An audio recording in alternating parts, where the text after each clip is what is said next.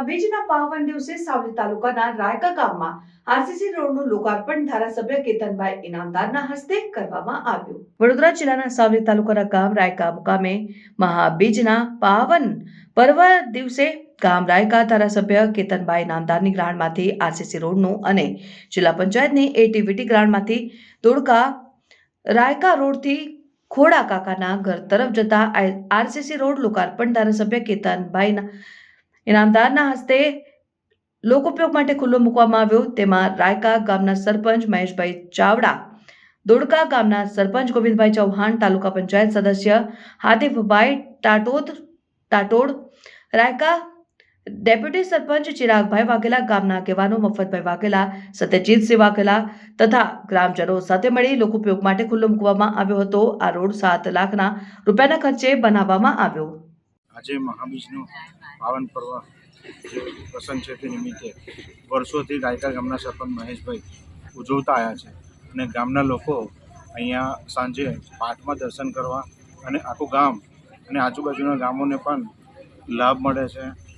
રાયકા ગામે આ વર્ષોથી જે મહેશભાઈ પ્રસંગ કરી રહ્યા છે તે ખરેખર રામદેવજી મહારાજના આ પ્રસંગને અમારા રાયકા ગામનું સત બી છે મંદિરનું, ત્યાં નટુરામ મહારાજ જે ભગત છે તેઓ સાંજે પાઠ પૂરી અને આજે સૌ લોકોએ ગ્રામજનોએ પ્રસાદી લીધી તે બદલ હું મહેશભાઈ સરપંચનો અને આજે અમારા ધારાસભ્ય શ્રી લોકલાડીલા કેતનભાઈ ઇનામદાર એ પણ આ પ્રસંગે અહીંયા ઉપસ્થિત છે, તેમનો પણ અમે ખાસ આભાર વ્યક્ત કરીએ છીએ।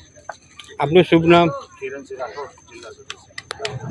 જે મહાબીજ પર્વના દિવસે ધારાસભ્યશ્રીની ગ્રાન્ટમાંથી ચાવડા વગાથી રાયકા ધોળકાને જોડતા રોડનું ઉદ્ઘાટન ધારાસભ્યના હસ્તકે કરવામાં આવ્યું અને સાથે સાથે ડૉક્ટર દિલીપભાઈની નાડ જે જિલ્લા પંચાયતની એટીવીટીની ગ્રાન્ટમાંથી પણ રસ્તો પૂર્ણ કરી લોકોને માટે ખુલ્લો મૂકવામાં આવ્યો, એના માટે પણ આજે ધારાસભ્યશ્રીના હાથે લોકાર્પણ કરવામાં આવ્યું।